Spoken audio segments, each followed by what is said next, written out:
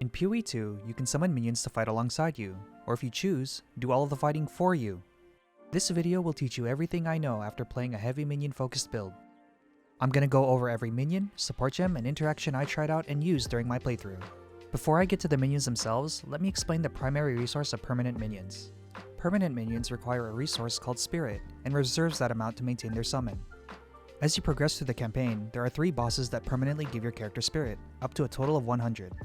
These bosses are found in Act 1 and 3 Normal, and Act 3 Cruel. Additionally, your scepter provides an additional 100 Spirit at base, and can roll additional Spirit if you're lucky. Amulets and chest pieces can also roll Spirit. There are a couple uniques that have Spirit, but please be aware that as you use more uniques, you'll have to get stricter with your other gear to compensate for the loss of defensive stats. As a quick note, you can use scepters in your main or offhand, depending on the other weapon. Unfortunately, you just can't dual-wield scepters. You can also get Spirit using Grand Spectral Jewels, and as Kappa Soul Cores, if you're using a martial weapon. And since we're talking about Spirit, there is a unique and a node in the skill tree that reduces how much Spirit minions reserve. Now we'll move on to the minions. There are a total of 9 permanent minions and 7 temporary minions. If you're wondering if I'll be covering totems, unfortunately I won't, since they don't count as minions. I also won't go into Ancestral Spirits, since while they are minions, I only play an Infernalist. First I'll go over the permanent minions, also known as reviving minions, starting with the melee units. The Skeletal Warrior is the cheapest unit you can field, tied with the Skeletal Cleric. If you're using a scepter with Skeletal Warriors, you get 2 units for free. Although they don't excel in DPS compared to the other units, they are fairly sturdy and provide a solid frontline for you. A full quality warrior has a 45% block chance and are the second highest in HP among your army.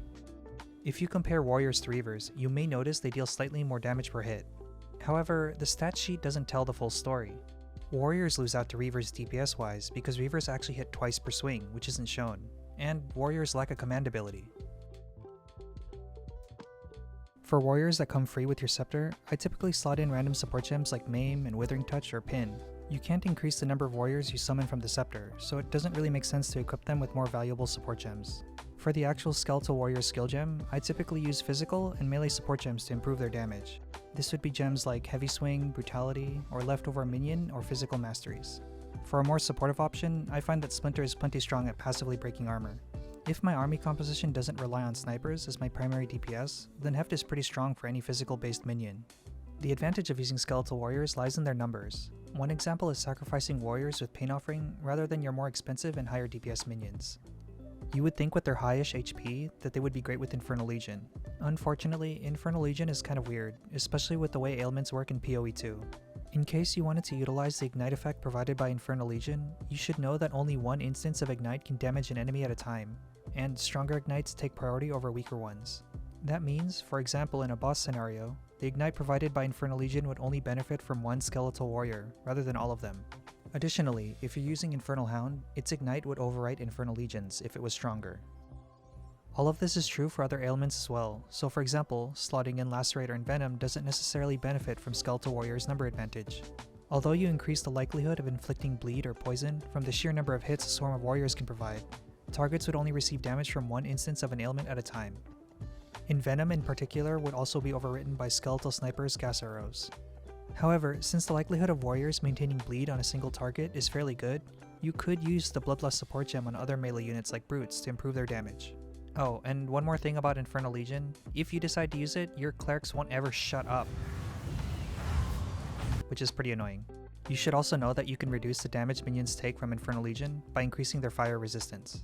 If you wanted to pair Infernal Legion with minion instability, please be aware that increasing minion resistances will make it pretty hard for minions to blow up. Next up are the Skeletal Reavers. Skeletal Reavers are your premier DPS option for melee units. They cost the same amount of Spirit as a non-qualitied sniper. At full quality, they gain an increased 20% effect from Rage. They have a command ability called Enrage, which slowly drains their life until they die. Under the effects of Enrage, they gain 2 Rage on hit and have increased attack damage and attack speed based on their Rage. In addition to Enrage, the Rage buff itself grants them an increased 1% damage per stack of Rage, up to a cap of 30. Since Enraging will always eventually kill your Reavers, you could use the Last Gasp support gem to improve Reaver uptime. You should know that once a minion's HP hits 0, the minion respawn timer starts. Under the effects of Last Gasp, Reavers should last almost the entire duration of the minion respawn timer, if you take all the minions revive faster skill tree nodes. Essentially, this means that your Reavers are only down for the minion resummoning animation. You could use the minion instability support gem with reavers, This does kill reavers a bit sooner, reducing their auto attack uptime, but does not interfere with the time it takes for them to resummon. Please note that the health drain from Enrage is a percent based on the reaver's life. This means that increasing reaver health does not mean they last longer under the effects of Enrage. However, regen from the passive skill tree like Vile Mending, healing from clerics, or regen from scepters does buy you a few extra seconds before reavers die. If you don't want to decrease your minions' elemental resistances, reavers are likely the only minions other than offerings that you can consistently kill for Storm Mage's command ability. Do keep in mind, however, you have an incredibly short window to use Storm Mage's command ability if reavers are equipped with Last Gasp, as reavers respawn and recover their corpse once they're resummoned. For other support gems, I would recommend the same gems I would use with Skeletal Warriors, so Heavy Swing, Brutality, and Heft. Additionally, Martial Tempo is really good if you want to use reavers as your primary DPS, or if your primary DPS are Skeletal Mages. Additionally, in my testing, I was unable to visually see reavers proc Rage Forged. And if you want to use Feeding Frenzy, you should know that reavers do not take additional damage from their Enrage when using that support gem. Next up are the Skeletal Brutes. Skeletal Brutes are your most expensive unit. They have the highest HP and are physically a bit larger than your other minions. Their attack speed is fairly slow, but have impressive damage per hit. At full quality, Skeletal Brutes have 20% increased maximum HP. Their larger HP pool means if you wanted, they could provide fairly potent ignites and explosions from Infernal Legion and minion instability respectively. Brutes themselves do not have a command ability, but will instead automatically perform a skill called Bonebreaker to instantly fill the heavy meter of any mob primed for a heavy stun. Enemies are primed for stun when they reach a specific amount of heavy stun buildup. If Bonebreaker connects and inflicts a heavy stun, a very powerful shockwave occurs as a follow-up, damaging an area around the target. You should also know that stun and heavy stun are different. A stun occurs when a hit exceeds the stun threshold of a target, causing it to flinch, which interrupts its current action for a brief moment. A heavy stun occurs when the heavy stun bar underneath a target's HP is filled. Targets affected by a heavy stun reel or fall over, and are considered immobilized for a few seconds. Building the heavy stun meter on a mob is based on the damage inflicted to the target. All hits that could inflict a stun also cause heavy stun buildup. Melee and physical damage each have more heavy stun buildup than other damage types and are multiplicative with each other. Because there are only so many physical support gems available, I typically turn my brutes into stun bots, partially because without too much help, a brute has relatively high basic attack damage. This would be support gems like Overpower and Ruthless. Additionally, you could use Discombobulate to further improve your brute's stun efficiency. If you wanted to capitalize on your brute's HP pool, you could improve it further by using physical and minion mastery support gems. You could choose to drastically improve the damage and attack speed of brutes using physical and melee support gems, which is pretty fun, but I typically don't as it comes at the expense of my reavers and snipers. The last melee unit is the Infernal Hound. The Infernal Hound costs no spirit, but is unique to the Infernalist Ascendancy. The Hound itself is fairly strong, with good base damage and a very good attack speed to back it up. When you reach level 90, it automatically unlocks all of its support gem slots. The Infernal Hound has no command ability, but does two things passively. First, the Hound takes 20% of damage inflicted to you in your stead, giving you a nice bit of damage reduction and survivability. Second, it also comes with a built-in Infernal Legion that doesn't burn a percentage of its life, which is admittedly less annoying. The only real downside to the Infernal Hound is you can only have one of them. It's because you can only have one that I tend not to invest too many valuable support gems in the Infernal Hound. With that in mind, I typically turn my Infernal Hound into a Fire Exposure bot, because I'm lazy. This would use gems like Fire Exposure and Strip Away. Since one of Infernal Hound's main gimmicks includes Ignite, I'm inevitably gonna have to talk about Infernal Legion again. First, let me just quickly explain how Infernal Hound and Infernal Legion's Ignite works. Ignite, once inflicted, will deal 20% of a hit of fire damage that caused it. In the Hound and Legion's case, that hit is 20% of their maximum HP. This means that the actual damage of Ignite is 4% of your minion's max HP. Please note that an actual hit that causes the Ignite doesn't actually happen. Your minions just automatically inflict the Ignite status. If you don't want to think about it, basically the most straightforward way to improve Infernal Hound and Infernal Legion's damage is by raising their HP, like for example with skill levels. However, if you thought Meat Shield would be great to pair with your Ignition minions, I'm gonna stop you right there.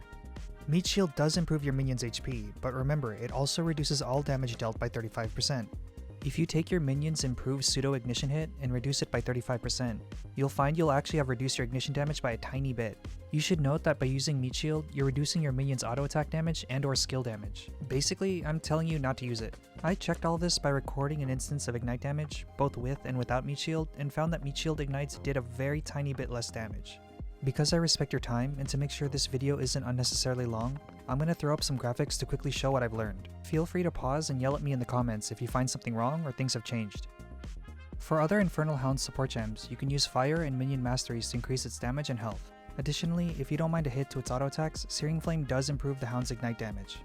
If you slap Martial Tempo on the dog, it does attack twice per second, and even faster with Pain Offering, but I'm not really recommending it. I just think it looks funny.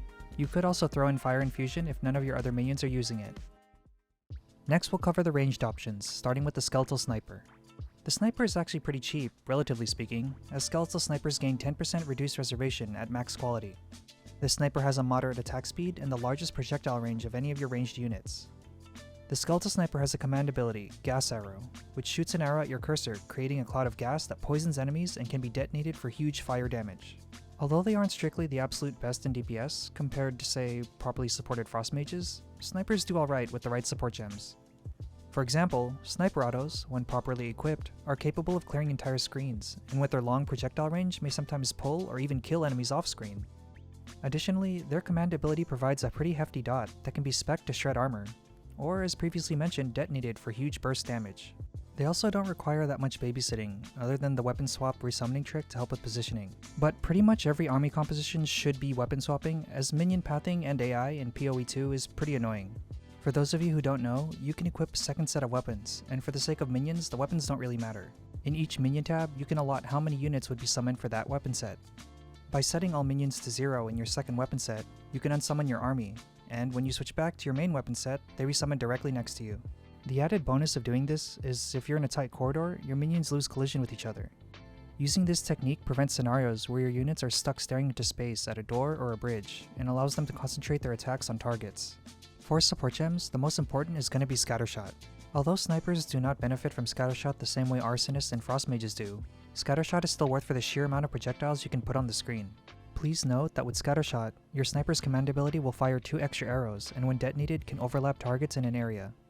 Your next support gem options include either Fork or Pierce, depending on your preference.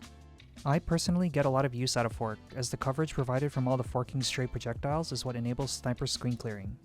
If you don't like Fork, Pierce is not a bad option for absolutely mowing down anything directly in front of your army. If you're investing primarily in Sniper's autos, then I would recommend using Snipers with Martial Tempo. If you would like to focus on the dot from Sniper's gas clouds, then I recommend Corrosion.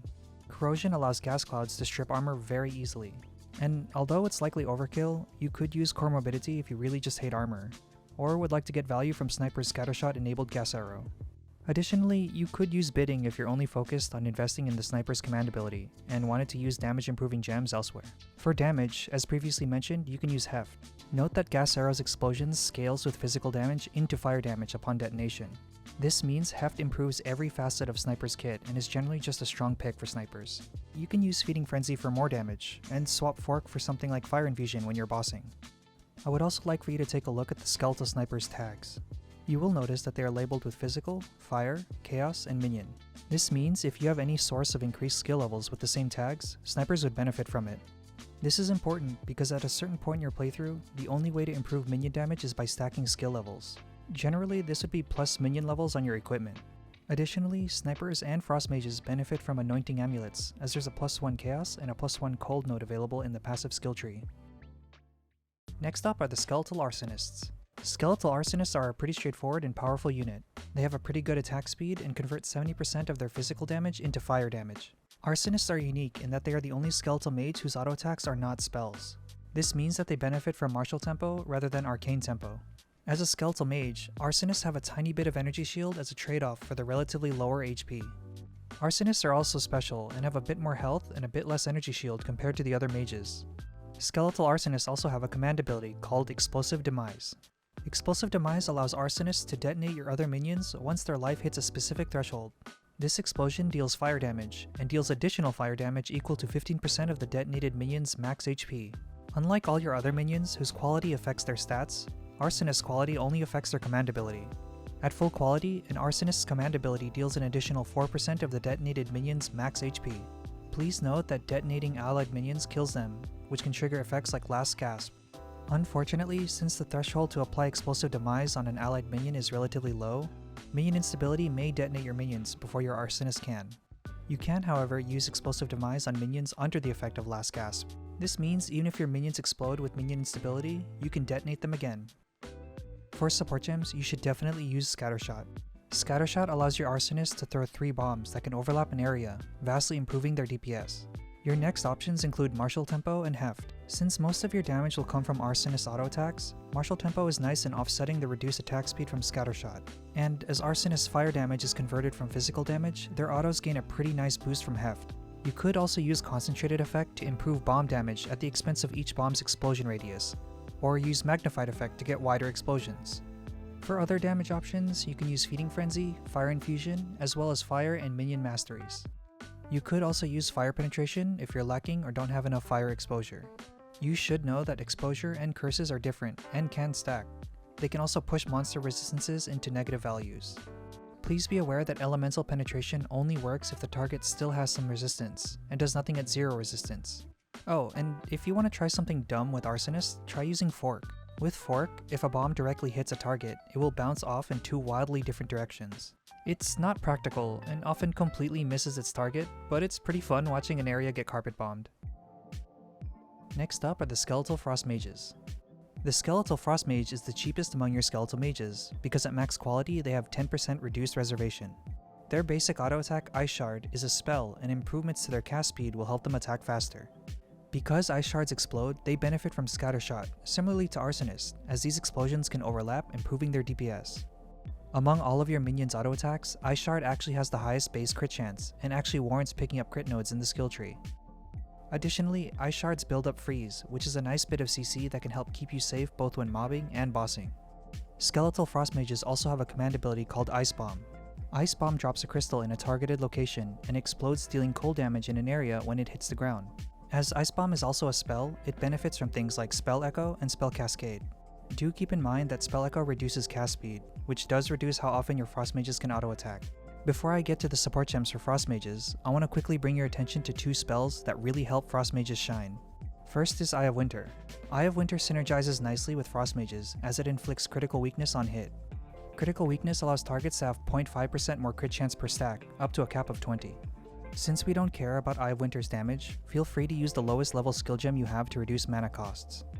Eye of Winter also has a decent base crit chance, so if you want, you can equip Cold Exposure and Strip Away to help your Frost Mages further. And to improve the number of hits used to apply critical weakness, be sure to use Unleash. Second is Hypothermia. Hypothermia is simple. It's a curse that reduces a target's cold resistance. Feel free to build Hypothermia however you like, but I prefer to use Hypothermia with Cursed Ground. Additionally, you can use Heightened Curse to improve Hypothermia's resistance reduction. Don't forget to equip support gems that improve areas of effect for a bigger curse radius. I should also note, if you're using Cursed Ground, there is a maximum to how many circles you can place, so Spell Cascade and Spell Echo do not allow you to place additional circles. For support gems, I'm gonna recommend Scattershot. I've already talked at length about why Scattershot is good, and Frost Mages just make good use of it. Next, as previously mentioned, Arcane Tempo to improve your Frost Mage's cast speed. For your next support gem, I would recommend Wild Shards. If you've played around with Frost Mages, you may notice they lack significant area coverage for wave clear, and Wild Shards helps with that. Your last options include Feeding Frenzy for more damage, as well as Cold and Minion Masteries. Next, we have the Skeletal Storm Mage. The Skeletal Storm Mage is a pretty interesting unit. Skeletal Mages are fairly expensive, but any army composition can benefit from having at least one Skeletal Storm Mage. This is because Storm Mages are capable of inflicting shock, and when paired with Infernal Hound or Infernal Legion can last indefinitely. Shock makes targets take an additional 20% damage at base from all sources, including dots from ailments. The Skeletal Storm Mage's auto attack is Arc, and benefits from Arcane Tempo. Arc has a decent base crit chance and can be fired at a decent range, with its chains potentially hitting further targets. Unfortunately, because Arc is not a projectile, they do not benefit from Scattershot. Arc's chain effect also does nothing in a single target scenario, which doesn't help the Storm Mage's DPS. If you wanted to use the Storm Mage as your primary DPS, then you should look at Doriani's prototype Scale Mail. This unique allows you to set the lightning resistance of enemies in your presence equal to yours. By tanking your lightning resistance, you can enable your Storm Mages to deal very respectable damage. Skeletal Storm Mages also have a command ability called Death Storm. Death Storm calls down a lightning bolt on all skeletal corpses from dead skeletal minions. Once the lightning bolt hits the ground, it also creates Shocked Ground, which automatically applies shock to enemies standing on it. Death Storm itself is actually pretty strong. and there doesn't appear to be a limit to how many corpses can be deathstormed by one Storm Mage. The issue, however, is that actually using the command ability is pretty cumbersome. To activate Deathstorm, you need access to dead skeletal minions. This would typically be units that are equipped with Infernal Legion, but as previously mentioned, requires you to severely weaken your army defensively by reducing elemental resistances. You could also use Enraged Reavers, but as previously mentioned, it requires you not to use Last Gasp, otherwise the window to activate Deathstorm is too tight. It's not impossible, but if you're in the middle of any action, like rolling, you potentially miss the window to activate Deathstorm. You can also use offerings to produce skeletal corpses, but you can only call down 1 or 2 lightning bolts this way. Please be aware that units under the effects of Last Gasp cannot be Deathstormed. I would also like to note that Storm Mages cannot be equipped with Spell Cascade or Spell Echo. With all of that in mind, I will typically only use one Skeletal Storm Mage as a shock bot. Because you are likely to always have some form of Ignite available, Storm Mages make really good use of Stormfire. And because shock duration no longer matters with Stormfire, it also pairs really nicely with Overcharge. If you plan to use Skeletal Storm Mages in a capacity beyond just shocking enemies, then I recommend Arcane Tempo, Feeding Frenzy, and Minion and Lightning Masteries. And finally, we have the Skeletal Cleric. Skeletal Clerics are very cheap, tied with Skeletal Warriors. They don't do any damage, but do provide a fairly strong heal in the form of a 4-second regen. Clerics do not have a command ability, but do automatically revive minions with a short cooldown. The Cleric's heals do not stack, so having too many Clerics isn't very helpful. I should also note that Clerics cannot heal themselves, so they do need a buddy to get healed. Their revive is also marginally helpful, as they can summon units before the respawn timer finishes. There aren't very many support gems that you can put on the Skeletal Clerics. No, really, these are all the support gems you can equip on a Cleric currently. The only support gems that really benefit them are Arcane Tempo, for more casts of heal, and Ingenuity for reduced cooldown with Revived Skeleton. You can of course use Meat Shield with Clerics with no downside, as Clerics do no damage at all. Next I'll cover temporary minions. I'm going to start with offerings first because they are fairly simple to explain, but there are a few oddities worth mentioning. Pain, Bone, and Soul Offering allows you to impale one of your skeletal minions to provide a variety of buffs. You should know that offerings, once spawned, count as minions, and the type of minion you sacrifice has no bearing on the offering's stats or the buffs provided. Whoopsie. Also, all offerings are affected by minion health and minion damage from the passive skill tree, as well as buffs from your scepter and minion skill levels. Do note that offerings lack the persistence tag and are unable to equip Last Gasp. Pain Offering grants your minions an aura that buffs attack speed, cast speed, and damage in a 6-meter radius. At max quality, Pain Offering's aura radius is increased by 2.4 meters. Additional skill levels in Pain Offering only improves the aura that increases minion damage, as well as the spike's own HP. You can further improve all the effects from Pain Offering's aura by using Ablation and Dance Macabre. Ablation improves Pain Offering's attack speed, cast speed, and damage aura, but requires you to spend 15% of your max HP per use. Note that you cannot kill yourself using Ablation, and you can still summon an Ablation Enhanced Offering even at 1 HP. Dance Macabre has the same effects as Ablation, but instead requires you to sacrifice an additional minion. In practice, this additional minion is fairly random, but will tend to be selected close to the original sacrifice. Please be aware that Dance Macabre does not satisfy the requirements for Lust for Sacrifice, and requires 2 different named offerings to activate. Additionally, Ablation and Dance Macabre can be used in tandem to improve Pain Offering's buffs. You can improve the radius of Pain Offering by using Expanse and Magnified effect, and its duration with Persistence. You can also equip Meat Shield on your offerings if you find they need help staying alive. Lastly, Font of Rage is a nice addition to Pain Offering, as it grants 2 rage per second to you and your allies for the duration of the sacrifice. Bone Offering grants your minions a shield that absorbs 1 hit and explodes, dealing physical damage with increased stun buildup. Bone Offering is unique as it has the highest HP of all the offerings. At full quality, Bone Offering's explosions deal 40% more physical damage. If you take the time to equip Bone Offering with the right support gems, you can actually make it deal decent damage. The only gems I could use that actually increase Bone Offering's damage is Concentrated Effect, Ablation, and Feeding Frenzy.